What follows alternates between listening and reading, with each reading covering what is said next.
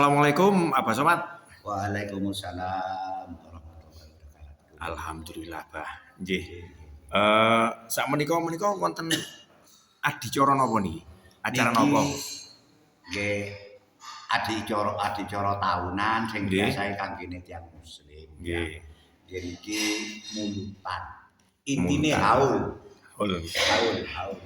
Nek mulutan yen keduren. Nggih, mulut kan mungkin diwatani cangkeman Haul. Haul. Sebabe kan ngeten. Nggih. Nek tiyang sing boten paham niku mulutan kantira sing nyelameti kelairane Kanjeng Nabi. Niku sing boten paham niku nggih. Nah, Nggih, sejatos niku pripun? lah sejatos Asline ini ngoten. haule. Wah, secara nalar napa enten tiyang pun sedo niku dislameti kelairan. Oh, nggih boten wonten. Lah, Malah nyelameti wonten. satu contoh ngeten. Nggih. Nggih.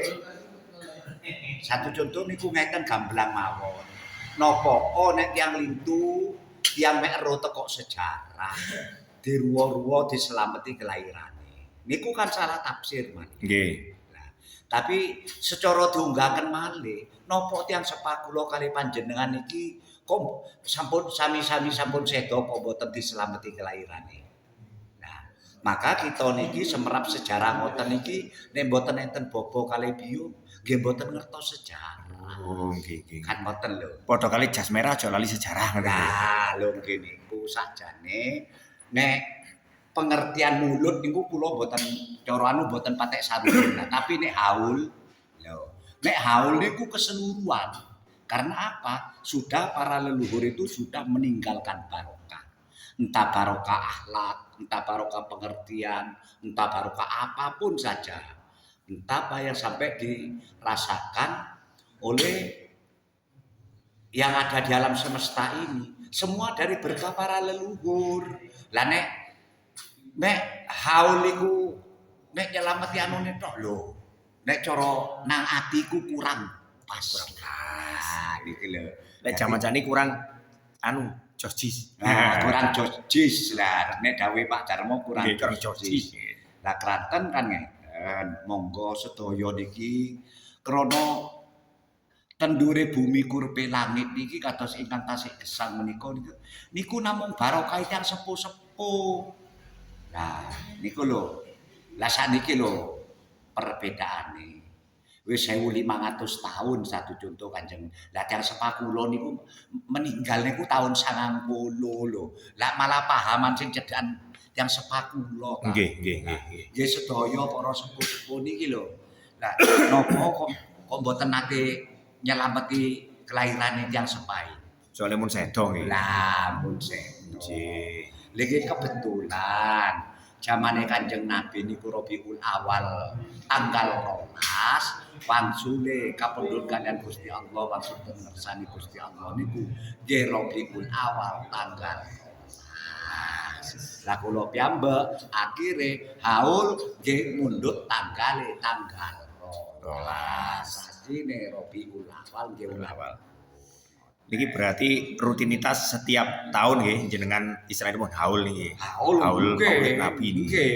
Wonten mriki maupun 11 tahun kok. Haul. Nggih. Kula haul. Iya haul nggih. Lek masalah sing liyane tentang kelahiran apa Nggih monggo. sakersa nggih. Lho nggih sakersa. Sing penting niate slametan kok. Kan beda. Nggih. Lah nek napa kan boleh beda pendapat. Boleh. Nah, karena pendapat itu untuk menggesek sebagai iman. Nggih. Nah, ngoten lho.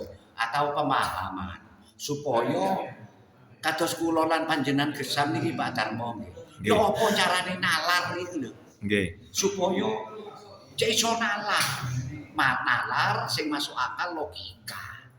Lah ngoten lho. Nggih. Niku. Jadi inti singkatnya niku ngeten Pak. Indahnya perbedaan Loh. dalam kebersamaan. Kebersamaan. Setiap ada pertanyaan pasti ada jawaban. Yang penting tidak sama-sama menyinggung perasaan.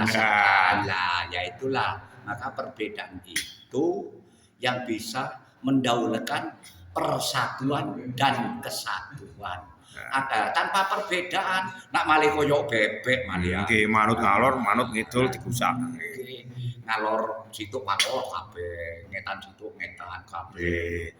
Wong masih nggih sampean delok mawon negarane nak perbedaan. Oh, mampulo geger. Lah nek mboten enten perbedaan, mboten enten geger, mboten enten perdebatan. Mboten enten hukum, mboten enten basul masail. Amin. Jadi intinya gini wau pahami jenengan ini adalah haul yang dilaksanakan setiap tahun dan ini sebagai rutinitas. Nggih Pak, matur suwun. Mangke kepingin ro gamblang terang trawaca lah opo ae sing disajikan sebagai tasakuran, sebagai syukuran termasuk istilahnya haul lah memperingati. Nggih. Matur nuwun Pak. Mugi-mugi lemah teles pangeran sing bales. Kula dongakno sampean seger waras, kuat, selamat, panjang umur, akeh rezekine berkah barokah uripe miguna marang putra marang sedaya para umat manusia. Alhamdulillah.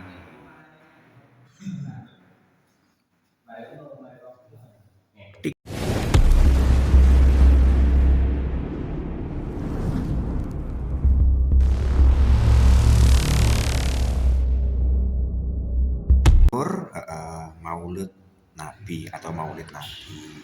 Jadi, sebagai rasa bersyukur bro, ini ada namanya jajan pasar. Hatimu cek pas nandi ora bakal kesasar bro. Pasar dipasno, sembarang dipasno. Cek ora kesasar. Maro iki dulur, iki ana tumpeng. Kok niki enten tumpeng petak niki citane ya napa niki? Iki tumpeng jejeg, iki tumpeng punar jejeg. Nggih lur, niki jenenge tumpeng jejeg. Tumpeng gunung iki. Tumpeng gunung. Kalau ini tumpeng punar. Nggih. Iku mek manut lelurine para sepuh. Nggih. Nggih, Pak, sekedap. Niki sekedhik jajan pasar ku ceritane ya apa, Pak? Kan makna mengkuwerdi. Jajan pasar. Nggih, rada mriki, Pak, rada mriki citakno jajan pasar ini. Jajan pasar iki kan mawarna-warna. Nggih. Mawarna-warna sakjane sing teko buah iku sing akeh ku bahane padha. Nggih. Mung dibentuk sifat dhewe-dhewe mawarna-warna. Ya iki lah uripe menungso ndek pasar, menungso iki nek wis seru ndek pasar kahanan ya kaya ndek pasar ngono iku. Ya ana sing gak padha, ana sing padha. Ya wis iya. Mamula menungso iku paribasane karepe padha, tapi carane nandangi sing ora padha. Beda-beda. Prosese. Nggih. Beda-beda. Niku jajan pasar nggih, Pak. Lah niki pun niku gampang nggih. Tumpeng jejeg iki, Pak. Lho ngene lho. Nggih, tumpeng jejeg. Iki lapil sapate para sepuh biyen. Nggih, tumpeng jejeg. Mangkala iki sakjane lungguhe Sri Sedana. Nggih. Sri Kuratune pangan sedana iku deweweno pangan iku deweweno nang sana. Nggih, bola-bola niki ngenteni golek seneng pangan iki. Lah apa kok dibentuk tumpeng gunung? Iki tumpeng metune mempeng. Omonge wong tuwa digugu nek wis dunung. Oh, dunungno nggih. Dunung iku jelas bukti nyatane nggih, Pak. Iya, kenyataane. Ya iki diarani kitab sastra Jendra Ayu Pangruwate Ndiyu. Ya golongane kitab ngene iki. Iki bola diarani ilmu kasunyatan barang sing nyata. Tumpeng gunung sinepat didonongo ya iki wujude. Lah, niki Bah, niki tumpeng napa, Pak? Iki tumpeng punar. Punar. Mangula tumpeng punar iki jerone putih njabane kuning. Lho rek, iki ngeti rek. Iki jerone putih, njabane kuning. Njabane kuning. Lah artine, Pak? Punar lah. Dadi wong sing sik urip pasti iku kesumungan nur sumunar padang. Nggih padang. Kala oleh pitulung teko iki. Niki. Oleh tulung teko iki akhire mlebu nang rasa iso ngrumangsani iso ngrasakno terus akhire iso ya ngono. Sekul punar kadang ana sing ngarani sekul punar walimah ngono nggih. Lho, walimah dhewe. Beto nggih. Beto rek. Nek waliman mesine sego kuning ku kampung gawe sego kuning punar, rembus gawe sego kuning kampung. Oh, beto nggih. Nggih rek. Iki wujute padha tapi mangkune artine beda lho. Mamula nek ndendure kan iki kan putih po jerone. Putih iki nuduhno kesuciane, njaba iki kate teko nang suci teko ndile gak gelem ngeningno. kudu ning. Ya kudu ning. Dadi pikiran kudu bening, kudu Lah, kosong. iya, mangula kudu sipate nek wis ngono iku kudu nglakoni eneng ning awas eling. Ngono lho. Rek, iki tumpeng telu wis mengkuwerdine artine akeh bolo. Heeh. Lemeke. Ya. Lah wadahe godhong. Godhong. Heeh. Godhong gedang.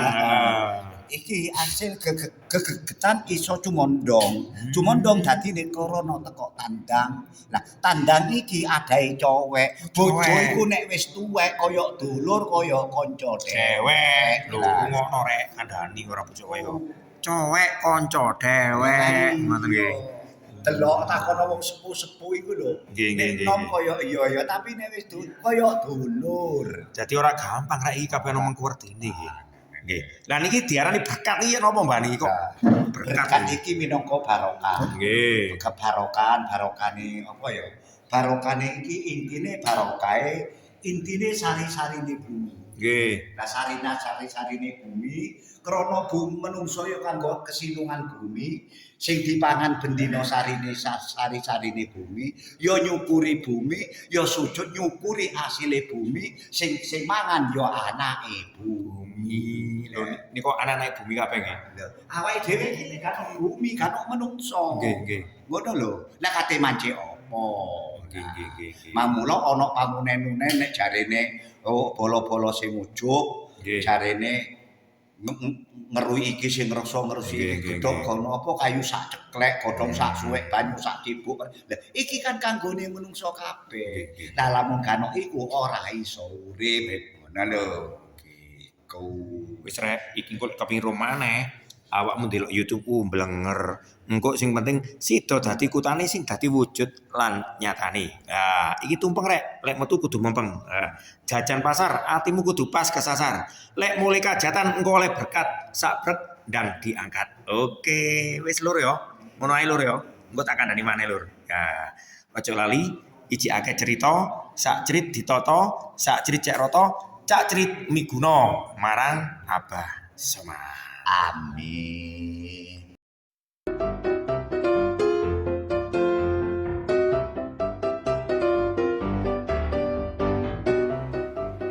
Hai, Jagong bareng Ki Darmo.